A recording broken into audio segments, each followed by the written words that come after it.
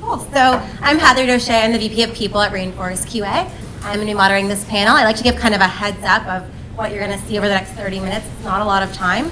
So what we're going to do here is we're going to find out some information about all of you so we make sure we're relevant to the information of what you all need and came for. We've got a few questions that this group is prepared to answer. And then we're going to open it up for the last 10 minutes of questions from the group. So start thinking about the questions that you have. I'm sure there are many. Cool. So just getting a feeling of who's in the room. How many of you lead a remote team currently? Almost everyone. How many of you don't lead a remote team today, but you're thinking about a remote strategy for hiring? A few. Cool. And how many of you are not a leader on a team, but maybe you're on a part of a distributed team and you're trying to learn how to communicate better in general, so this is relevant? Cool. So like 50%, 25, 25. Anyone feel like none of that applied? Maybe just one session. Cool. So just want to start by introducing everyone here in the group. So I'm going to have everyone go across and share their context, right? So what their role is on their team, maybe how big their dev team is, how big their overall team is, and what distributed or remote strategy they have. So I'm sorry. Oh, we get to start. You guys here? Okay. My name is Bruno. Nice to meet you all. I'm the VP of Engineering at a company called Doximity. We're about 300 employees, and the engineering team is about 80 people right now. The company is about 60% distributed as it is, and a bulk of the engineering team is distributed. Hello, can you hear me? If I get too loud, let me know, because I tend to get super excited. My name is Hala Al-Adwan. I work for Signal Sciences. I'm the VP of Technology, and what does that mean? I manage engineering, operations, product, and customer support, which is probably more words than people. The company is just about 100 people right now. My org is just over 30. The company is over 60% remote, and my team, depending on distribution, is just about 55% remote. Howdy y'all, my name is Jeremy White, and I work for a company called InVision. I joined InVision almost 3 years ago when we were about 120 people, and engineering at that point was about 30 or 40. We're now over 600, and engineering is somewhere between 150 and 200 people. We are fully distributed, so we do not have a head office. We have groups of people in areas like San Francisco, but there isn't an office. So everyone is distributed, so that really affects how I think about management and team development and all of those sorts of things. Hi, my name is Tal Bronner. I'm the VP of Engineering at Ignite. Ignite is a data management and data governance platform. We're about 200 people in my org in engineering. Company is around 400 people. We do have two main offices, one here in Mountain View and the other one in Poland. So that's about 80% of the team, and 20% is distributed. In India, Ukraine, Ireland, all kind of. Thanks, everyone. And just so you know, for Rainforest, while I won't be sharing my own answers, Rainforest is also distributed partially, with about 30% of the team globally distributed and remote. So they work from their homes wherever in the world. Cool. So let's start with hiring. So Tal, how do you identify and hire remote talent compared to on-site talent? Okay, so identify and hire. So I'll break that to those two parts. Identify, actually, it starts like you're identifying any talent. You look for people with the right skills and the right experience. You just don't check the location filter in your search. You just look for people with skills. I would say access is key. You're looking through people you know. You're looking for places where you have network there. If you do that alone, or you can do that through outsourcing company or through a platform like Upworks. So everything is valid. One different I would highlight is that when you do your job posting, you need to adjust it for remote hiring. You need to mention that your team are distributed, that you're looking for remote workers, and you need to give those potential candidates the confidence that you know how to manage remote team. Right? No one would like to work as a remote worker if he's the only remote worker. So that's about finding. Once you found them, obviously the interview is it's a video interview, right? Like any other interview. But again, on top of that, I'll mention three things, or give you three suggestions. One is pay attention to self-motivation. self-motivation is a key. So obviously, you always want to hire people with high motivation, right? But when you're remote, keeping the team motivated and engaged becoming much harder. So people that have self-motivations, much easier to manage or work with them later. That's one. Two, obviously, communication skills. You need someone with very good, clear communication skills. Again, that's a key. And my third advice would be, give them a task to actually get that feeling, how it be like working with them. So, hey, that's your requirement. I give you 2 or 3 days to do those things. By the way, you can reach me with that tools or with that number and just, see how that person delivered the task. And you get that feeling after 2 or 3 days, how would it be to work with that person as a remote worker? Minimize your risk. Thank you.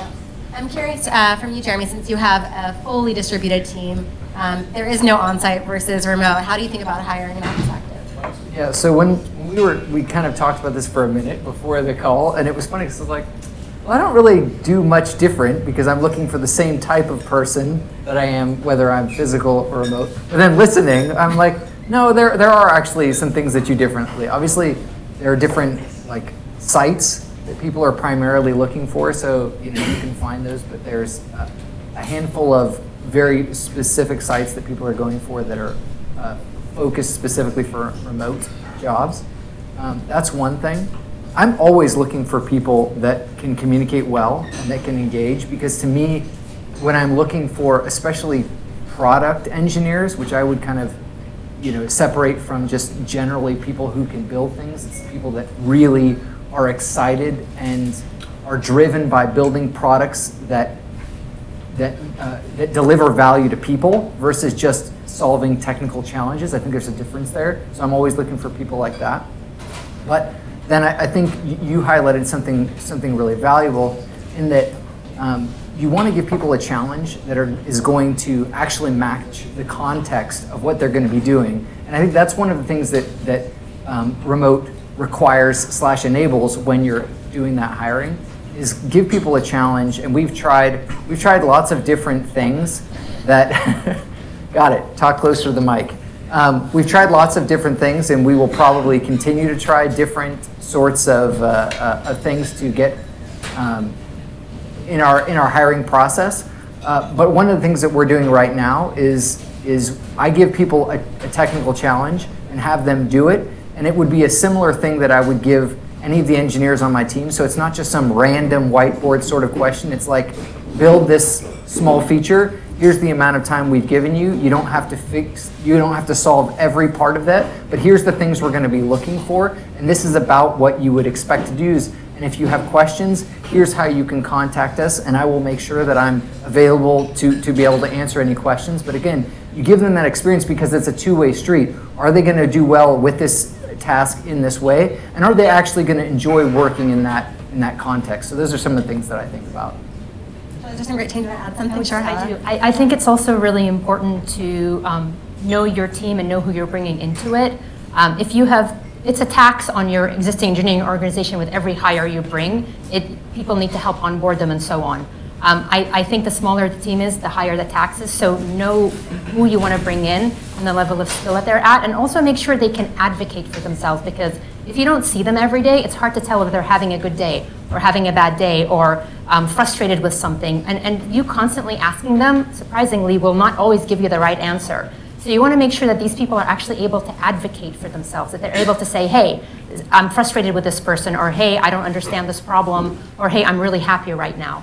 We've lost engineers because they've been unable to get past the advocation for themselves, despite my attempts at constantly trying to get information from them about how they're doing on a particular project. So just make sure that they're able to communicate in a way that you have the right team to absorb and go back and forth on. Great, thanks. And I'm curious to know, once you think about the hiring is done, you've got the team members on site, it's really important to have a good infrastructure of tools and systems in place to set people up for success. So Bruno, what do you do? What interesting tools are you using at your company to help collaboration? Yeah, so of course we use a lot of the async tools that everyone here is probably using, HipChat, Slack, We've built a couple interesting Slack bots onto those tools that allows us to get the team that's distributed closer to the team that's in the office. Again, we only have one office as well here in San Francisco, with about 60% of the people being distributed throughout 30 states and about 6 countries. So we have a bot, for example, that tries to pair groups of people that happen to be in the office to go out to lunch. So it tries to pair the remote, the distributed workforce with the people in HQ. We have another one that tries to do the same thing for coffee. So it's just ways to interact, get people who don't normally would interact to do so. One of the things that we found pretty valuable, and it seems like a common sense thing, but if you do it really well, it really works, is to have all the conference rooms outfitted with video conferencing systems that actually work. So Wi-Fi is terrible, as we all know. So getting all the things Ethernet connected will help a lot, and it just makes the meetings go much more fluidly. Yeah, on top of that, just making sure, as you guys already mentioned, making sure that people can communicate for themselves will go a long way in ensuring that the team that is distributed is interacting with the team that is in HQ as often as possible. Great, thanks. Go ahead. Yeah, can I add something? I mean, that's the only way you communicate with the team is through those means. I can tell you that we came up with a process or have some discipline around. You can't have a conference call while you're eating, or while you're driving, or while you're walking with your dogs. Stuff like that, because then it's becoming very, very hard to communicate. There's a lack of noise, people are dropping, you can't, and they're like, hey, I just wasted an hour. So if you do that, one recommendation is for important meetings, have some, standard of how you connect to that. Sure, I'd love to hear how you do it, Hella, in a smaller team too. I don't know that we use any particularly special tools. We use Slack, and our evolution of Slack has actually changed a lot as the company has grown. And as you bring in people that are more extroverted, people that are more introverted, making sure that the right communication channels are available to everybody and everybody's getting what they want. So I think we've had to be very intentional about how we handle Slack and how we create Slack channels and where we communicate what. I think making sure that people know that you have a conversation at a certain point, you need to hop on a Zoom conference, because sometimes you can spend an hour going back and forth, but you're using the wrong words, and sometimes if you just get on a Zoom conference, that just resolves everything really quickly. We use a tool called over-communicating. We are very, very intentional about a lot of what we do. We have our roadmaps that are very clear, so everybody knows everything that's important to the company. Our culture is very clear. We have 5 culture principles that everybody follows, and we go over those quarterly to make sure that people understand what they mean.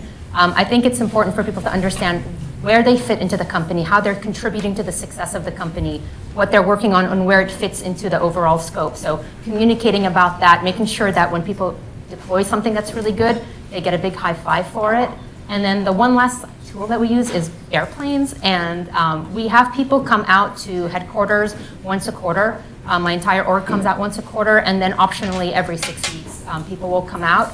And it's not because they're doing anything particularly different. Like the last time I walked out of my office and I had 10 people sitting in front of my office all talking to each other on Slack.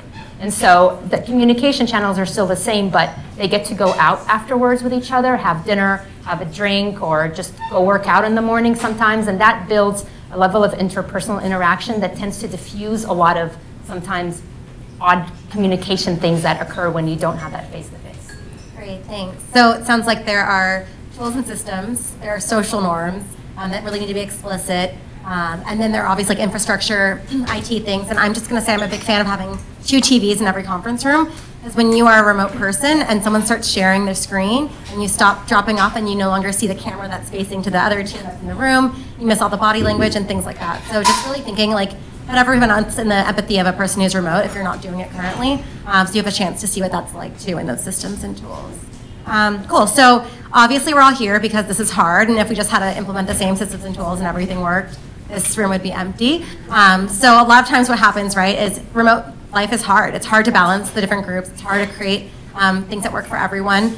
So how do you know when a remote team member is disengaged? Like when they're not physically in the room, and you can see when you walk by someone's not having lunch with everyone else, but how do you know when they're remote?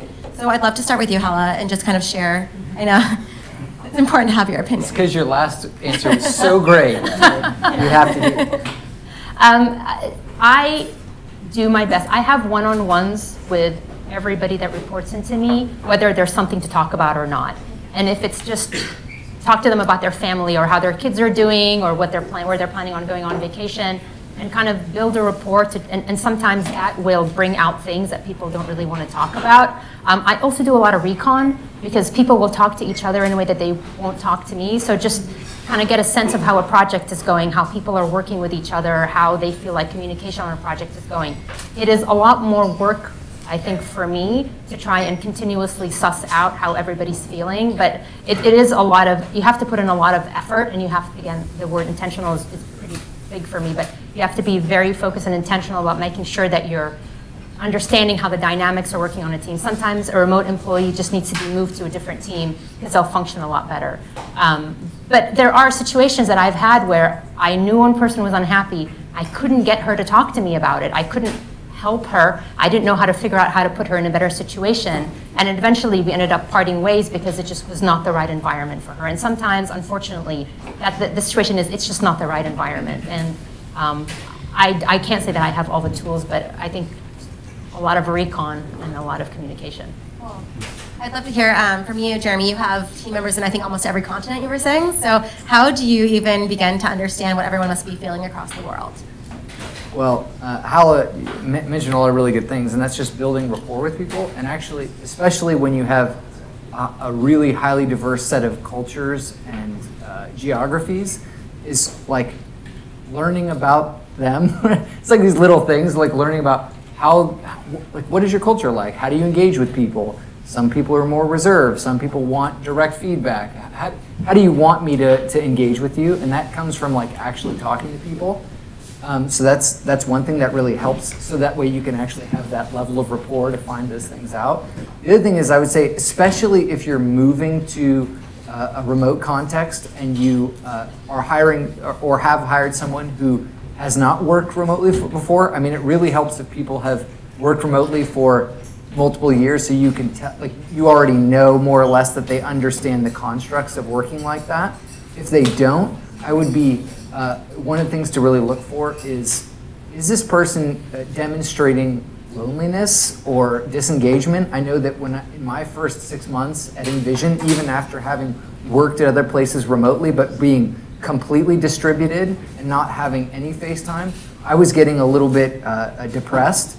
And so Envision gives us like an unlimited Starbucks card. And so I just told my team members, I'm like, look, you're gonna have to deal with a little bit of noise in my meetings for the first half of the day because I need to actually go and be with people. And I started treating that like my office. And that, because I realized that, is it worse for me to, if I get super depressed and quit for the company, or is it better for me to just go and be a little bit loud and only have one screen for a few hours a day so that I'm mentally healthy? And so that really helped me to think about, like, how are my employees engaging? How are my team members? How are they feeling? Try and just sense what they're communicating and what they're not communicating, and try and engage with them and give them other suggestions of ways to engage with people, especially if they're in a fully remote context.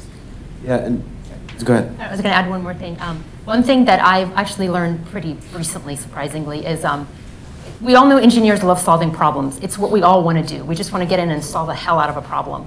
I think making sure that your remote employee understands the scope that you expect them to solve a problem in. Because sometimes their solution is dependent on somebody else, but because they feel responsible, they're frustrated because they can't get their solution across. And so just making sure they know, listen, this is what I expect of you. If you can't get past this point because you're having a communication challenge or somebody's struggling, let me know that is my job to fix. It's not your job to fix. And so just making sure that they know your expectations, the constraints around that, I think I've learned have been really important. Yeah, absolutely. I just have one thing to add, and this ties back to recruiting, is that not every engineer or not every person is cut out to be a remote employee, and that's totally fine. It's a difficult situation when you hire somebody and they weren't aware of what it's like to be a remote employee. We actually had a case where we hired somebody who was great, but had never done remote before, and 2 months in they realized, this isn't for me. I want to be in an office, I want to see people. It's easier, it's becoming increasingly easier now with rework locations and maybe Starbucks, but it's not for everyone. So if you're looking to hire a distributed workforce, I would definitely focus on that part of the problem during the interview and make sure that either the person has the experience and knows that they like doing the remote thing, or try to tease it out and try to explain to them what it's like so that when you hire them, they're not in for any surprises, just on a personal level.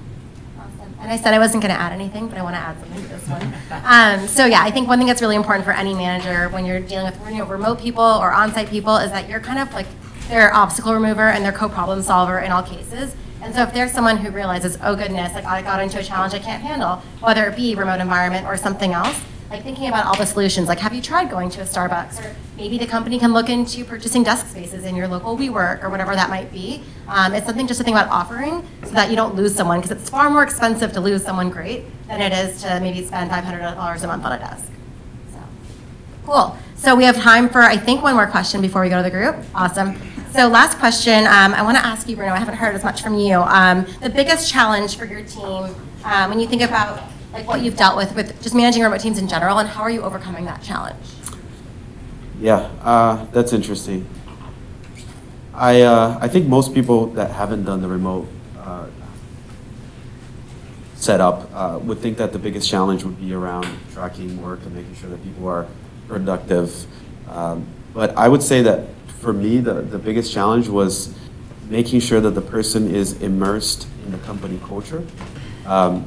Because in my mind, culture is what you do when nobody's looking. And when you're remote, there's rarely ever anyone looking. So if you don't get immersed into that culture, you're going to come up with your own. And oftentimes, the culture you've chosen for yourself at home deviates from what the company expects. And then there's a disconnect between that relationship. So conversations will not match, expectations will not match as well as they could. Sometimes people will tend to feel like they are less regarded in a lesser context because they are remote. So I think that making sure that you bring the person into the office enough that you have activities for them to join, that they meet their coworkers, so that they're immersed in that culture. And there are many other ways to do the culture immersion thing. Is probably the biggest challenge, and I think it's the one that we spent the most time trying to make sure that we address for. Yeah, two challenges. One is the different time zones. So, we discussed this async communication. I think that now there's 10 hours difference, right? So everything becomes amplified. So you still need to document everything and, practice all those nice things that, was shared in that keynote. But now there's also a time difference. So, document everything, take photos of the whiteboard, record meeting, all those kind of things. And the way I'm thinking of it is, hey, we have a meeting right now, we're discussing something, and we only have 70% of the people in that meeting. So the way to think of it, do these other people, like what kind of information and context the people that are not in the meeting need? And then come up with everything, those guys need to be able to pick up from where you left. So this async plus time differences, that's a challenge. The other challenge I would say is like, how do you keep your team motivated with like high energy? So a couple of things there. One is some people are missing the social aspect. So try to add that social aspect into your async communication. So some channels that you discuss hobbies or making fun and jokes and emojis and everything you can to just add some social aspect to work. That's one. Two is what we do. We actually celebrate successes virtually with everyone. So we hit a milestone or we had some whatever achievement. Then yeah, we're scheduling like 20 minutes meeting. We tell everyone have your beers and we go on a Zoom call and everyone make a toast together. Some jokes, we're laughing and then that's it. It's just 20 minutes, but it's like it has a strong impact. So yeah. Thank you, everyone. I'm sure people in the audience have questions, and so I think we're passing a microphone around. Could you share maybe context too, so that way the question is answered for your context? Sure. My name is Avnish, and we run an education startup, and we're just starting to grow, and we are located in Monterey, so only option for us is to grow remote. So one question, I think, I mean, we have done it in the past in last year, but it didn't work out so well, especially because did not have a way to find out a mutual fit. So can you talk about what do you look when you really hire a candidate? What do you look for when you really finalize them and say, this is going to work or this is not going to work? The very basic, those tenets like, oh, it's going to be responsive. Like in our case, the candidate was not responsive at all. We just went ahead with it. But I mean, sometimes the communication came in like 2 days, which didn't work for the team members. So can you just talk about that a bit? So the challenge of like a very early stage, trying to hire like a smaller team, and you're also trying to hire remote at the same time. Yeah. Yeah, so the best advice I can give you is to start with, get some people with experience, get some people that were remote worker before. It gives you some evidence on how they work as remote workers. You're taking a big risk. If at that stage, at that size, you're betting on someone without the relevant experience. And make sure that they understand your expectations and fire quickly if it doesn't work out. Don't try and make something that isn't working work. You have to be very smart about how you're handling your resources. And when there's 3 of you or 4 of you, you have to make sure you have the right people. Otherwise, you're just building on top of something that's going to be messy. Maybe another advice I can give you is that maybe you should start through an outsourcing company where you have someone that takes some of that responsibility, right? And if something doesn't work out, at least you have someone to go to. And those companies that have more than few people, maybe that's a better start. Hi, I'm Chris. I lead an engineering team at Netflix. We are 100% local, but we do have offices as a company all over the world. I'm curious for folks, you talked about hiring and looking at either not looking at anything different or looking at people who are going to work well remotely. How has building a remote team changed the way you look at building a diverse team, either in terms of kind of like the typical characteristics that we look at or international perspectives? And is that something you've sought out actively in how you built those teams, or is this something that happened as a byproduct, or is it something you're starting to look at? Tell us a little bit more about that. Yeah, great question. I'd love to talk about that. Yeah, I mean, that's one of the great things about building a remote team is you immediately have a more diverse perspective than the Bay Area. I mean, right? Like I like being here, but you do, and as well as you're gonna get people from outside of that. Right now, if you're only looking at a certain pool, if you're only looking at people that you know and people that are referred, then you're probably going to be referred to those people. But especially once you begin to build that team, the people that you're going to get as referrals even are going to be from other contexts, right? So you begin to expand outwards, and your team gets more diverse. I mean, that's one of the things that I love about my teams is it adds some additional challenges, but I think it makes us a better product building team. Is we're more geographically diverse, we're more culturally diverse, we're more gender diverse. All of those things come about because we enable people to be able to work from wherever works for them. I mean, I live in Greenville, South Carolina.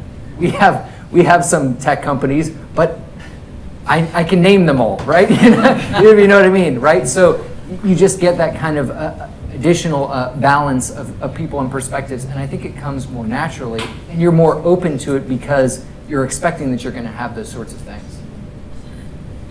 Yeah, it also enables you to hire the right person or the best people, regardless of geographical location. For most companies, Netflix is probably not one of them, but for most companies, we have a hard time hiring the right person or the people that we're trying to fill the positions for. But by opening up to go remote, you have obviously a much expanded candidate pool. I just had one of my key engineers move to Kentucky because LA is really expensive. And frankly, all of my local LA engineers don't come into the office every day because they don't want to waste their time in a commute. He said, I want to move to Kentucky. And I was just like, move to Kentucky, whatever you need, I don't want to lose you. And it does, he's referred a lot of really great people to us. Some fun stats, if you're looking to encourage your leadership to go more remote in a strategy, is that the computer and engineering professions in remote work are 2.8 times more concentrated than the average profession. And so there are more people desiring remote work from your profession than anyone else. It's the #1 profession for remote work. And then 52% of the remote workforce is women. And I believe the average age of the remote worker is 46 today. So if you look at the normal stats of what's going on right now, if you're looking for age diversity, gender diversity, and even just cultural diversity by going internationally, like that is your solution to your pipeline problem if you can do it right. But then you have an inclusion problem if you don't do it right. So. Well, how you guys doing? So would love to hear about some of the things you feel you haven't yet figured out, some of the 1 or 2 problems that you're still trying to tackle, and you all have different company sizes. So. Oh, we're all perfect. Exactly. I'll tell you one challenge I have is hiring less experienced engineers, because I just don't have the bandwidth to train them, and handling that training and getting them ramped up. Our product is pretty complicated. It takes about 6 months for somebody to get fully ramped up, and that is somebody who's senior and has been through it before and knows how to jump into a code base and find their way. So my biggest challenge right now is figuring out how to expand my hiring pool by being able to hire more junior or less experienced engineers. Yeah, that's one thing we don't do is we don't hire junior, inexperienced engineers or else to be remote. They usually start in the office because then you have that one-to-one. They're sitting next to their mentor. They're actually going through the training face-to-face. You can't really replace that. We have to replace that. Yeah. Yeah, I suppose you could. I'd love to actually learn about it. Yeah. I have a question. Following up on the recruiting aspect of that. Yeah, I'm following up on the challenge of recruiting good people. I think, in my experience, when we have a pretty distributed team, I mean, it's only 3 people right now, but they're all in different places and working distributed.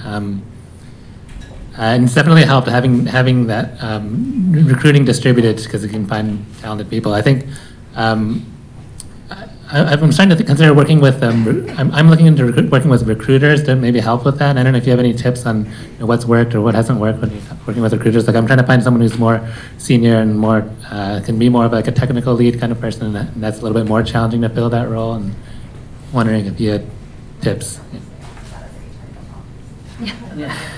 As a talent person, I'm sure people can answer this too, but one thing that's really challenging, and that's a current challenge actually for us at Rainforest, is that we don't have a set location from where we hire from, and agencies tend to be very location-based. Like even the big agencies like Robert Half or something, like they will be all over the world, but you have to work at a local office. And so if you're open to anywhere in the world, like that's really hard to do with an agency. I would prefer like a platform maybe that has multiple markets that you could choose from and just not put location settings on. But if you know what market you're targeting, really try and find other leaders in that location and ask them what agencies they're using. Just find a good one and then talk to them first, because the terms and like what's normal and social norms in other countries for agencies is just very different than locally here. So just kind of getting an understanding of the land. Yeah, I agree. Like for me, I've had way more success hiring with boutique agencies that are local than hiring with like large global agencies. And so if you have a particular market you want to target, I second that. Find the right agency that really understands the space and has good connections and a good network.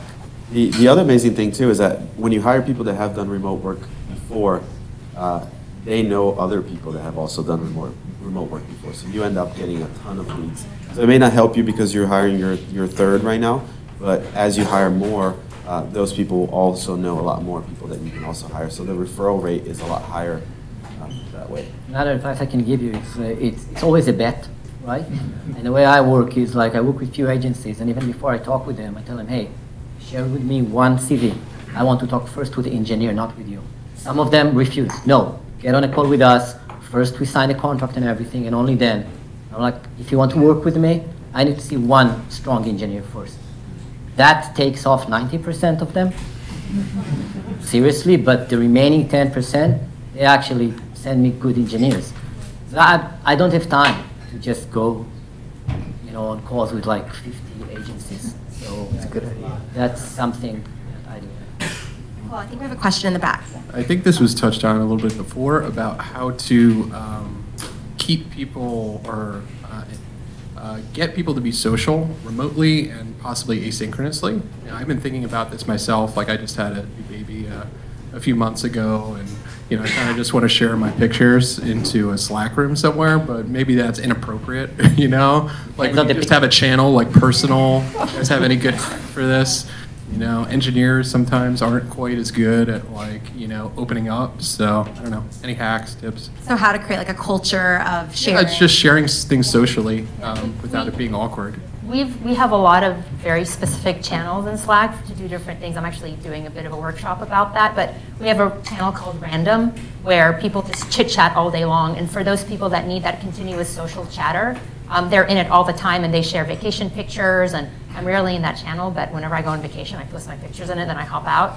We have Random, but it tends to be like internet articles. You know, I'm trying to engage people. Yeah, in we also have a vacation foodie- pictures, yeah. like baby pictures. We have a like- foodie channel, for example, where for people who are really interested in food and want to talk about different restaurants and different foods and recipes, they share it in there. We have a very like specific, we have a channel for the basketball league or whatever it is that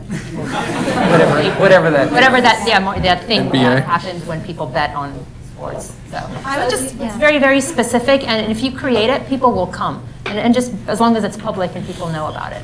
I think it depends on how like empowered you feel to kind of make a cultural shift at your company. But I would say at Rainforest, like people share, like when you have a baby, we want to see that baby in the water cooler channel that everybody is in because we're so excited for you because that's our culture of sharing. And Is that what you guys call it, the water cooler chatter? water cooler. Yeah. It's actually water cooler. I don't know why it's. I think it's because our CEO doesn't like a water cooler as Yeah, well. Fred. Yeah, you know Fred, okay.